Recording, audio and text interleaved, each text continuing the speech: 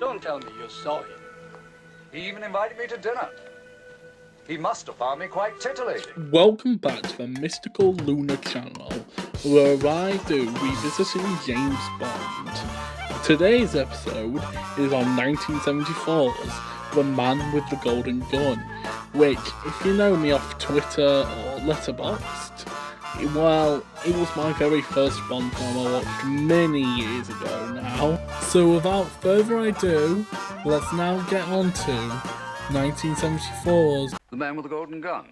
This May Be a Long One. Our Bond, yet again, is the late Sir Roger Moore. Meanwhile, our leading Bond girl is Britt Ekland as Mary Goodnight, her picture being on the left, and our secondary Bond girl, played by Maud Adams, Andrea Anders, imaged on the right. However, I just want to speak a little bit more on Britt Ekland, because not just I got a Twitter like from her, which I'll show here, but she also provides a very memorable role in 1973's British horror film The Wicker Man, which I highly recommend, not just because of Britt Ekland, which also stars Christopher Lee. Britt Ekland has also starred in another one of my favourite films, the bloody 1971 British gangster classic, Get Carter, starring Michael Caine. Even if I highly recommend you watch it, even if you hear Michael Caine called Newcastle Crap house. For villains, we of course have Scaramanga, played by Sir Christopher Lee, and Knick-Knack, played by Hervé. I am not pronouncing that last name. I'm sorry, I'm not.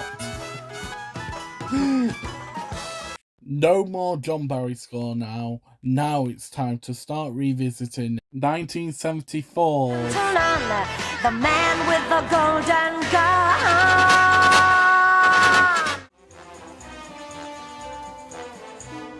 The second and final pre-title sequence of the Roger Moore era and franchise overall. Yeah, it's an alright pre-title sequence, I guess. I enjoy it. Of course, one of the bloody standout scenes in it is bloody Christopher Lee shouting, Knick-Knack! Tabasco! which is the first word of the film. Bloody hell. Where the fuck has this franchise gone to? For Scaramanga's Funhouse is a real fun looking set, and one that you would love to visit, of course. Just looks real fun with Al Capone and the cowboy, what is not Roger Moore. I kinda like this shot, you know, of bloody Al Capone and the gangsters. I actually kinda like it. But the standout has to be this stunt that bloody Eddie Powell, Christopher Lee's longtime stunt double, does. Absolutely incredible. And bloody when you just think it's Christopher Lee at 50 doing it, even bloody better. The only comment I'm going to do about the title song is that I find it kinda underrated in the community. I enjoy it personally, but when I choose to revisit a Bond song, it is not The Man with the Golden Gun. I find most of Roger Moore's better, including All Time High. And, you know, Live and Let Die, even though, as you know last episode, I find that song kind of overrated. Just every song in the Roger Moore era gets revisited more than really The Man with the Golden Gun. I love this when Roger Moore's Bond realises it's the Man with the Golden Gun when he asks him, what do you know about Scaramanga? Genuinely, Roger can do a lot of expressions with his face, and I would be just entertained for days. Love the man. Such a great Bond. There's no section in a Bond film I hate more than this section. Just cringeworthy and fucking, I hate it so much. This is just why I fucking despise this scene. It is fucking something that I've really always hated since my first viewing many years ago now.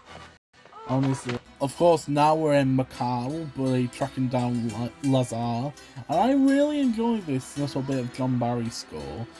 Honestly, it feels reminiscent of the You Only Live Twice score from a couple of films previous. There's always a scene in a Roger Moore film where you see him look like a fucking badass, and this film's one is where he bloody holds this gun against Lazar. Honestly, I love Roger Moore looking like a badass. Now we see Maud Adams not bloody drying off Scaramanga from the beach in the pre-title sequence, and Bond tracks her, which then leads on to us being introduced to Mary Goodnight. I'm sorry I'm late, James. I don't know why I'm laughing at this scene currently while bloody just doing this. It's absolutely fucking hilarious. Bloody hell.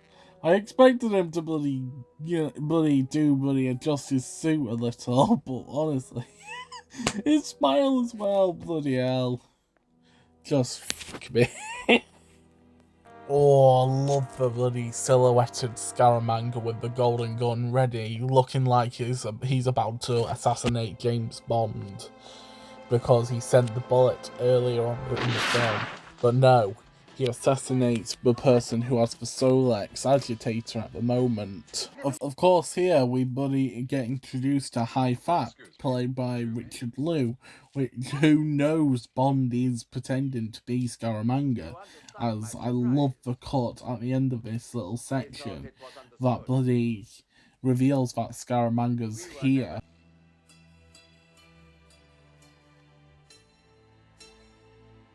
Quite titillating.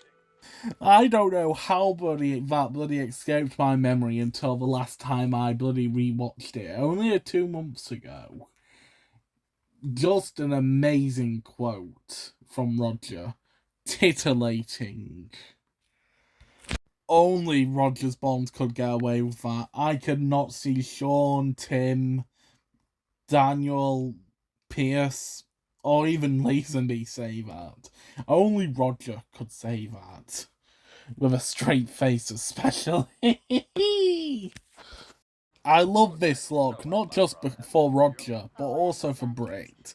Both look incredible, and honestly, Brit can look stunning in this outfit, in my opinion.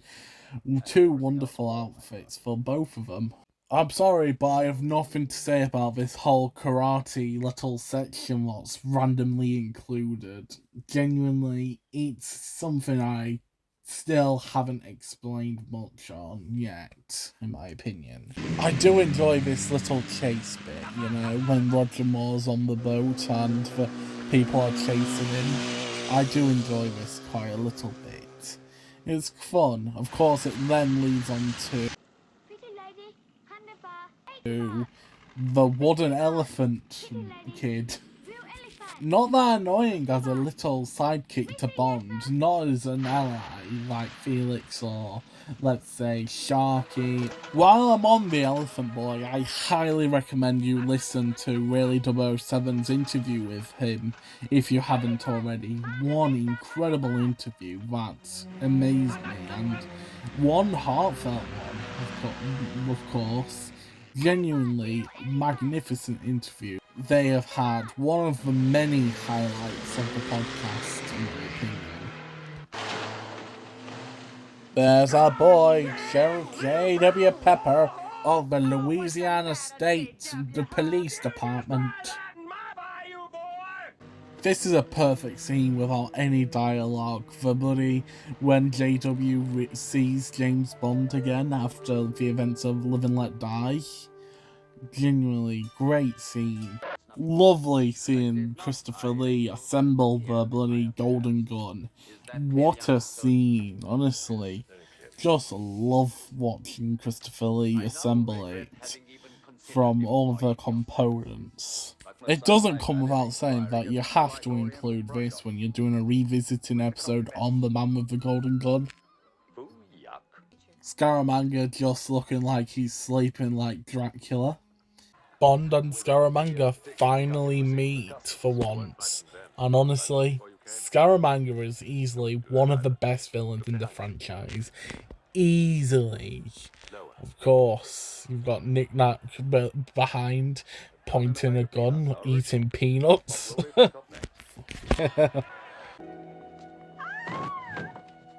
Just how this was edited in the film's making me laugh. Oh my god. I forgot how bloody stupid this film actually is most of the time. You know what's coming up, don't you, Bond fans? The infamous car stunt, which I think is bloody amazing, including... And it doesn't affect the film whatsoever, because it's an incredible stunt they did. We have now arrived at the final half an hour mark, which is Scaramanga's Island, and honestly, this is a bit dull, to be quite honest. I love this little moment Christopher Lee does. To us, Mr. Bond, we are the best. Honestly, I love this dinner scene altogether. Genuinely, Christopher Lee's Scaramanga is my favourite villain performance of the franchise. Such a great one, which rivals bloody Sanchez and bloody a couple others for me in the top places, but it's mainly Scaramanga and Sanchez who are my top two Bond villains. Because bloody Christopher Lee, just a great actor overall. This monologue I fucking love. It shows how charismatic Scaramanga is with Bond, and fucking hell, I just fucking love it. A duel between titans. Just fucking hell. Christopher Lee is on another level. Bond is okay in this Bond film, but Christopher Lee, what a performance. Bloody love it. That monologue especially. Of course, I've tweeted it on Twitter like a couple of weeks back when this episode released. I've worked on this little bit, alright? So you'll know when I've recorded this, alright? I love the still when they bloody hold their guns up. It's a kind of bloody sad that the duel isn't as great as it's set up to be, which I wish was A, longer, and B, bloody even better. But I bet that was probably lowered because of bloody Harry Saltzman having to sell his share of Ian Productions after this, so yeah. It's a shame that this isn't great, in my opinion. I would have loved to see a great duel between Bond and Scaramanga. And that it also ends in a, way. It's not great, it's not bad either. Just, I just wish the entire duel was better made. Genuinely, I would have loved to see a bloody much longer and them fighting one another for much longer. But at the end of the day, the bloody Bond versus Nick Nack fight isn't that bad. But honestly, it still just lingers on because of the disappointment of the duel between Scaramanga and Bond for me. I would have just loved to see it longer, in my opinion. I'm referring still to the duel, by the way. It's just... I felt disappointed, I think, ever since I first watched it many years ago. She's just coming, sir. Time for my conclusion on what was my very first Bond film, 1974's The Man with the Golden Gun. The Man with the Golden Gun, in conclusion, will always be a Bond film that's close to my heart, being the very first one I saw. But it's not a good one. Sure, if you see my current rankings, it's probably near the top 10. But that's just because I don't know. There's many elements I enjoy, like Scaramanga, for example, one of the very best. But of course, there's many laughable moments to be had. But overall, a solid final entry, Cubby Saltzman era of the franchise. Next up,